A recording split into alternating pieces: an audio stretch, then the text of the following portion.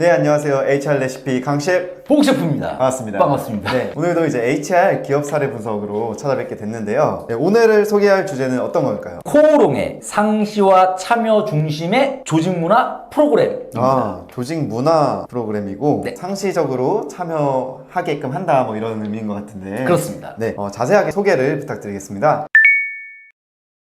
이번 주제를 선택한 이유가 있는데요. 네. 사실 우리나라는 조직 개발 관점이 매우 좀 약한 편이죠. 네. 조직 개발을 OD라고 부르죠. 네. Organization Development라고 하는데 네. 사실 우리나라는 해병대 캠프 아니면 뭐 등반 대회 네. 뭐 이런 것을 네. 조직 개발로 인식하는 경향이 있어요. 네. 물론 그런 영역도 조직 개발에 해당하지만 네. 사실은 HR이 해야 되는 가장 중요한 역할이 조직 개발이거든요.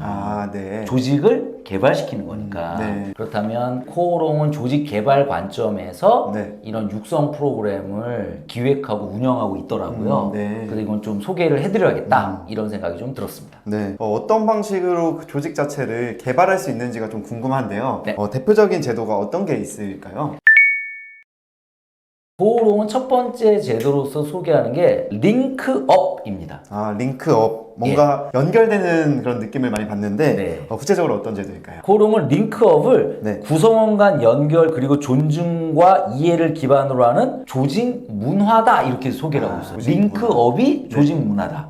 그래서 네. 이 링크업을 어떻게 구현해 나가는지 봤더니 3단계로 구성이 되어 있는데요. 네. 첫 번째 단계가 find업이에요. 그래서 이것은 개인 케이스 스터디를 통해서 이루어집니다. 네. 나의 이런 여러 사례를 통해서 나를 찾는 이제 그런 개념으로 이해가 되고요. 네. 두 번째가 링크업이에요. 네. 링크업은 상호 특징과 가치관을 이해하는 거죠. 네. 왜냐하면 나를 알았는데 나는 결국에 조직 내에서 있다 보니까 다른 사람과 연결돼 있잖아요. 네. 그러니까 상호 어떠한 특징을 가지고 그리고 어떠한 생각을 가지고 일하는지를 서로 살펴보자라는 의미고요. 네. 세 번째가 팀 셋업이에요. 네. 이제는 결국에는 하나의 팀으로 구성되잖아요. 네. 그렇기 때문에 이런 개인별 정서와 가치관을 최종 고려해서 해결 방안까지 탐색해 나가는 네. 이러한 단계로 구성이 되어 있더라고요. 이게 듣고 나니까 이 링크업이라는 이름이 이렇게 연결돼서 다 같이 위로 올라가자 이런 느낌인 것 같아요. 네, 의미가 너무 좋고요. 네. 역시 장명을 잘해야 합니다. 우리 조직 개발에 있어서는 조직 문화가 굉장히 중요하잖아요. 그렇습니다. 네, 그래서 첫 번째로 이런 제도가 있었던 것 같고, 그리고 두 번째로는 좀 특이했던 게 팀 육성 제도가 또 따로 있더라고요. 네. 코오롱이 팀 육성을 엄청 하고 있더라고요. 네. 지금 소개된 것 중에 하나가 팀업 워크숍 프로그램이에요. 여기도 업이 들어가요. 여기 네. 업을 좋아해요. 네. 그래서 이건 그림을 통해서 한번 설명을 좀 드리고 싶은데요. 네.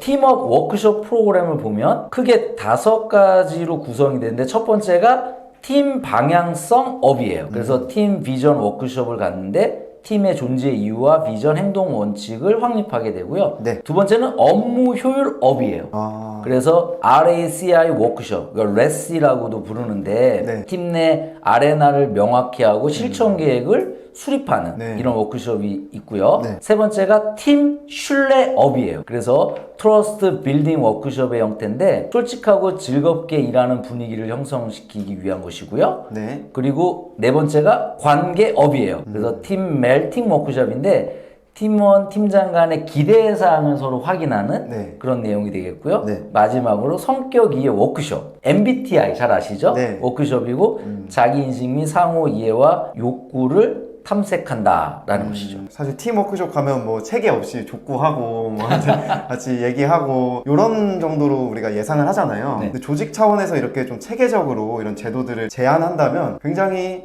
팀빌딩이 잘 될 것 같은 느낌이 드네요. 네, 그래서 굉장히 체계적인 제도라는 생각이 들었고요. 네. 추가적으로 이제 팀장에 대한 교육 프로그램이 있는데 네. 팀장 3년차가 되면 6회 그룹 코칭과 네. 1회의 개인 코칭을 받는다고 하네요. 네. 그래서 코칭을 총 7회를 받는 거예요. 와. 사실 팀장 하면서 엄청 어렵잖아요. 요즘. 어렵죠. 팀장들이 어깨가 움츠러들고요. 네. 그리고 직장 내 괴롭힘 등 여러 법률 이슈까지 더해지면서 정말 소위 말해서 나 팀장 안 할래 이런 분위기인데 네. 그런 팀장을 동기부여하고 그리고 역량 향상을 시키기 위해서는 굉장히 많은 노력과 네. 그다음에 이런 시도가 필요한데 지금 코오롱은 팀장에 굉장히 집중하고 있다는 것을 알 수 있습니다. 이런 제도를 통해서 뭐 팀장분들은 이제 리더십도 높아지고 그렇죠. 팀 구성원들이 똘똘 뭉칠 것 같은 그런 효과가 좀 기대가 되는 것 같습니다. 네. 그러면 추가적으로 좀 더 소개시켜 주실 제도가 있으신가요? 코오롱이 가지고 있는 또 제도가 소통 플랫폼 오픈잇이라는 게 있더라고요. 네, 여기는 업이 안 들어가네요. 그러네요. 네. 자, 뜻을 보니까 조직 내 개선이 필요한 내용이 있을 때 이것을 공개적으로 꺼낸 후에 모두가 머리를 맞대어 해결하기를 독려하는 코오롱만의 독특하고 차별화된 조직 문화에서 네. 나온 그런 제도라고 하네요. 아, 네. 그래서 네. 사실은 문제가 있으면 숨기잖아요. 네. 그리고 덮어버리고 맞습니다. 누가 해결하겠지 그냥 두자 이런 건데 네. 그래서는 조직이 성장하기 어렵잖아요. 네. 오픈잇이라는 제도인데 네. 내용을 보니까 첫 번째 조직 침묵을 진단을 해요. 침묵하고 있느냐인데 네. 체념적 침묵, 비관여적 침묵, 방어적 침묵, 기회주의적 침묵, 관계적 침묵 이런 것들을 진단하고요. 네네. 그러니까 팀장 대상 마인드셋 교육을 하는 거죠.